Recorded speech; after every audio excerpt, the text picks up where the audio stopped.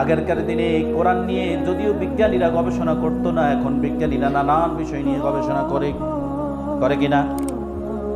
ভ্রূণ কিভাবে মাতৃগর্ভে বৃদ্ধি প্রাপ্ত হয় তা নিয়ে গবেষণা করে। আর এটা তো করতেই হয় মেডিকেল সায়েন্সে, এটা তো করতেই হয় মেডিকেল সায়েন্সে। শুধু তাই না, পৃথিবীর অন্য নারীদের চেয়ে মুসলিম নারীরা পবিত্র, এটাও তারা সায়েন্স নিয়ে গবেষণা করছে। আল্লাহ রাব্বুল আলামিন নারীদেরকে যদি তারা স্বামী পরিবর্তন করতে চায় কিংবা তালাকপ্রাপ্তা নারী বিবাহ করতে চায়, তাহলে আল্লাহ রাব্বুল আলামিন তাদেরকে 3 মাস পর্যন্ত তোহর আদায় করার জন্য নির্দেশ দিয়েছিলেন। কেন নির্দেশ দিয়েছিলেন? খ্রিস্টান চিকিৎসক এই বিষয়ে গবেষণা করেছেন এবং গবেষণা করে তিনি যেই নিদর্শনগুলো পেলেন, সেখান থেকে আমি অত লম্বা আলোচনায় যাচ্ছি না, সেখান থেকে খ্রিস্টান চিকিৎসক নির্দেশ দিলেন এবং খ্রিস্টান চিকিৎসক সেটাই বের করলেন যে অন্য পৃথিবীর সব নারীদের থেকে মুসলিম নারীরা কেন পবিত্র হয়, কেন পবিত্র থাকে তারা। আর যে সকল নারীদের স্বামীরা মারা যায়, কেন তাদের জন্য 4 মাস পর্যন্ত 4 মাস 10 দিন পর্যন্ত ইদ্যত পালন করতে হবে, তাও তারা বের করলেন। মানুষ যখন শোকাহত থাকে তখন একজন পুরুষের যে হরমোনগুলো তার শরীরে প্রবেশ করে, সে হরমোনের যেই ব্যাকটেরিয়াগুলো আছে সেগুলো নিষ্ক্রিয় হতে 4 মাস 10 দিন পর্যন্ত সময় লেগে যায়। কারণ মানুষ যখন স্ট্রেসের মধ্যে পার করে সময়টা, তার শোকাহত অবস্থায় তার ব্রেনটা যখন স্ট্রেসের মধ্যে পার করে, তখন তার ওই হরমোনগুলো নিঃসরণ করতে, ওই দূষিত হরমোনগুলো নিঃসরণ করতে সময় লেগে যায়। এটা আপনি বুঝেন না কিভাবে? হ্যাঁ, কেন? এটা তো সহজ উত্তর আপনার কাছে, আপনার হিউম্যান বডিতেই তো সহজ উত্তর। প্রতিদিনের অভ্যাস হলো, আপনার একটা ফুলের বাগান রয়েছে, সেই ফুলের বাগানের মধ্যে আপনি প্রতিদিন পানি দেন আর বালতিতে করে পানিটা নিয়ে যান।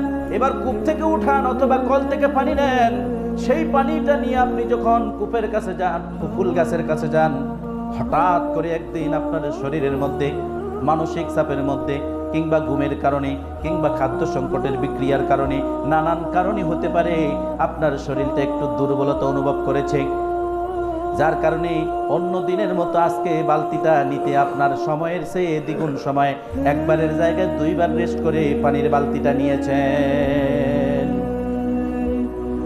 বিশেষ করে যখন কোনো মানুষ একটা মানসিক সমস্যার মধ্যে, স্ট্রেসের মধ্যে পার করে, তখন মানুষগুলো আর স্বাভাবিকভাবে তার কাজকর্মগুলো করতে পারে না, স্বাভাবিকভাবে চিন্তা করতে পারে না।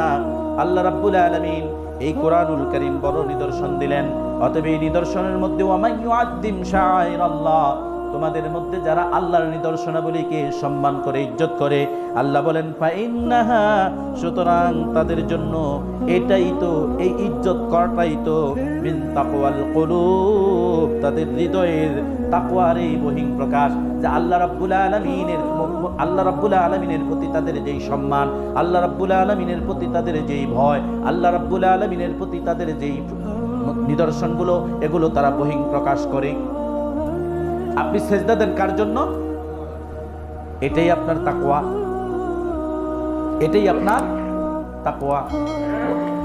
আমি বলেছিলাম গত জুমার আলোচনায়, ইহদিনাস সিরাতাল মুস্তাকিম সিরাতাল্লাযীনা আন'আমতা আলাইহিম, সিরাতাল্লাযীনা আন'আমতা আলাইহিম হলো সৎকর্ম, আকিমুস সালাহ হলো সৎকর্ম, ওয়া আতুজ যাকাহ হলো সৎকর্ম, ওয়া আকরিদুল্লাহ কারদান হাসানা হলো সৎকর্ম। নামাজ পড়া সৎকর্ম, যাকাত দেওয়া সৎকর্ম, শাহরুর রমাদান হলো সৎকর্ম, শাহরুর রমাদানের মধ্যে সওম হলো সৎকর্ম, ইফতারি সৎকর্ম, ওয়া মিম্মা রাযাকনাহুম ইউনফিকুন, আল্লাহর দেওয়া জীবিকা হতে আল্লাহর পথে ব্যয় করাটা সৎকর্ম।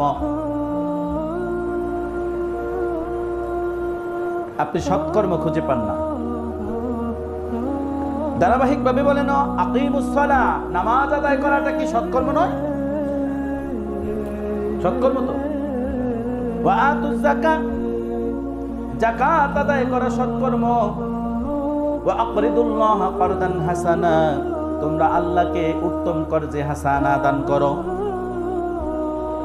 আল্লাহকে উত্তম কর্জে হাসানার মধ্যে এখানে এই আয়াতের সর্বশ্রেষ্ঠ কর্জে হাসানা হলো আল্লাহর পথে জিহাদরত যে সৈনিকরা রয়েছে তাদের জন্য আপনার সম্পদ থেকে ব্যয় করাটা হলো ওয়াকরিদুল্লাহ কারদান হাসানা। এটা এখন আপনাদের মধ্যে আছে? হ্যাঁ, শুধুমাত্র আপনারা মাঝে মধ্যে বিভিন্ন মিডিয়াতে দেখি তো যে আলোচনা মাহফিল হইলে সেখানকার যে দায়িত্বশীল যারা আছেন তারা বলেন যে হুজুর কোরআন হাদিস থেকে কথা বলেন, বাহিরের থেকে কথা বলেন না। তো আকরিদুল্লাহ কারদান হাসানা আমি আপনার জন্য বললাম সূরা মুজাম্মিলের সর্বশেষ আয়াত 20 নম্বর আয়াতে কারিমায় ওয়া আকরিদুল্লাহ কারদান হাসানা, আপনি খুঁজে দেখেন তো এই শব্দটা কোরআনে আছে কিনা। এবার আপনি চলে যান অনুবাদের দিকে, এবার চলে যান সাহাবায়ে কেরামের যেই নিদর্শনাবলী এই আয়াত নিয়ে আলোচনা করেছেন, এই আয়াতের যে ব্যাখ্যা করেছেন আব্দুল্লাহ ইবনে ওমর, আব্দুল্লাহ ইবনে আব্বাস। আপনার বাবার দাদা নয়, আমার বাবার দাদা নয়, আব্দুল্লাহ ইবনে আব্বাস, তিনি তো সর্বশ্রেষ্ঠ সাহাবী। আব্দুল্লাহ ইবনে আব্বাস যেন তেন সাহাবী না, ছোটখাটো কোনো সাহাবী না। আব্দুল্লাহ ইবনে আব্বাস ওয়া আকরিদুল্লাহ কারদান হাসানার ব্যাখ্যাটা কি করেছেন আপনি দেখে দেন। যদি মুমিন হন, যদি মুসলমান হন, যদি নামাজি হন, যদি যাকাত আদায়কারী হন, যদি হজকারী আদায়কারী হন, তাহলে আপনার জন্য হলো ওয়া আকরিদুল্লাহ কারদান হাসানা, আল্লাহকে উত্তম কর্জে হাসানা দান করো। এর ব্যাখ্যায় কি কি কর্জে হাসানা উল্লেখ রয়েছে তাফসিরে মাজহারিতে খোঁজ করুন, তাফসিরে তাবারিতে খোঁজ করুন, তাফসিরে জালালাইনের মধ্যে খোঁজ করুন, ওয়া আকরিদুল্লাহ কারদান হাসানার উত্তম ব্যাখ্যাটা আপনি পেয়ে যাবেন।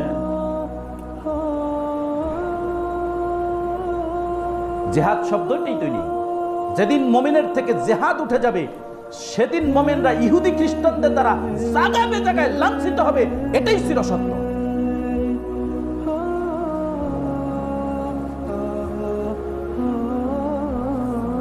আজকে কি মুসলমানরা লাঞ্ছিত হচ্ছে না? আপনারা ভালো আছেন? হ্যাঁ, কি ভালো আছেন? কিভাবে বুঝবেন? মিষ্টির মধ্যে গোমূত্র খাওয়ানো হয়, কারা বানায়? বুঝছেন নাই কথা? তা আমাদের সে ইন্ডিয়ান প্রোডাক্ট শুকনো খাবার আসে নাকি আসে না? তার মধ্যে গোমূত্র এবং গোবর আছে কিনা আপনি পরীক্ষা নিরীক্ষা করছেন? সায়েন্স ল্যাবরেটরিতে দিছেন? পরীক্ষা করবেন, বাট এই দেশে রেজাল্ট পাবেন না। গোমূত্র আছে কিনা আর গোবর আছে কিনা আপনি এখানে রেজাল্ট পাবেন না। এর নাম তো তাকওয়াল কুলুব নয়। আছে তো আজকের কোরআনের আয়াত, ফা ইন্নাহা মিন তাকওয়াল কুলুব। এটা তো মুমিনের তাকওয়া নয়। মুমিন তো পরহেজ করবে, তাকওয়া করবে, বেছে বেছে খাবে, বেছে বেছে চলবে। আপনার জন্য আপনি শুকনো খাবার খাচ্ছেন, জানেন না কেন? জানেন না? আপনি এটা পরীক্ষা করে নেন। আপনার দায়িত্বশীল যারা আছে তারা পরীক্ষা করে এটা আপনাকে খেতে দিবে, না হলে কিয়ামতের মাঠে তারা তো অবশ্যই আটকে যাবে। আমি মসজিদের মিম্বার থেকে যদি কথা না বলি, আমি যদি মসজিদের মেহরাব থেকে সালাতের মধ্যে আমার সোনার বাংলা আমি তোমায় ভালোবাসি এই গান দিয়ে নামাজ পড়াই, নামাজ হবে? আমাদের ছোট নদী চলে বাঁকে বাঁকে এইটা দিয়ে কি আমি নামাজ পড়াইলে হবে? বোর হলো দোর খোলো খুকুমনি উঠোনে কইলে গান, এই গান দিয়ে কি নামাজ পড়লে হবে? আল্লাহর দেওয়া বিধান দিয়েই তোমাকে নামাজ আদায় করতে হবে। মেম্বার থেকে তো আল্লাহর বিধানের কথাই বলতে হবে। আর আপনি যখন নিজেকে মোমেন দাবি করছেন, ইমানদার মুসলমান দাবি করছেন, তা আপনার কথাই তো হবে কোরআনের কথা। আপনি কোন কথা বলেন, কার কথা বলেন? তাহলে আপনি মুমিন কোন স্তরে, কতটুকু? দাড়িপাল্লায় যদি আপনার ঈমানকে মাপা যেত তাহলে বের করে দেওয়া সম্ভব হতো যে আপনার ঈমান কত নিক্তিতে কতটুকু আছে, কতটুকু নাই।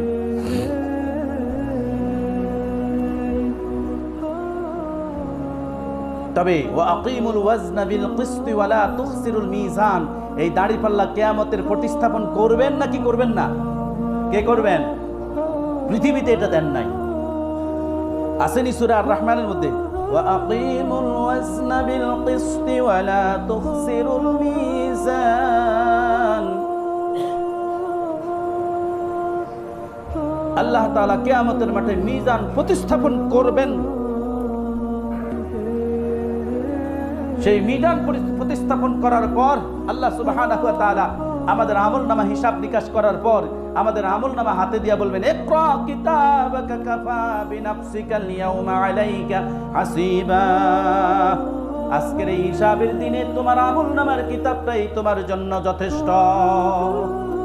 সেই আমলের হিসাবের মধ্যে আপনি কি প্রেরণ করবেন বলেন? আল্লাহ সুবহানাহু ওয়া তাআলা কি বলেছেন? ইয়া আইয়ুহাল্লাযীনা আমানুত্তাকুল্লাহ।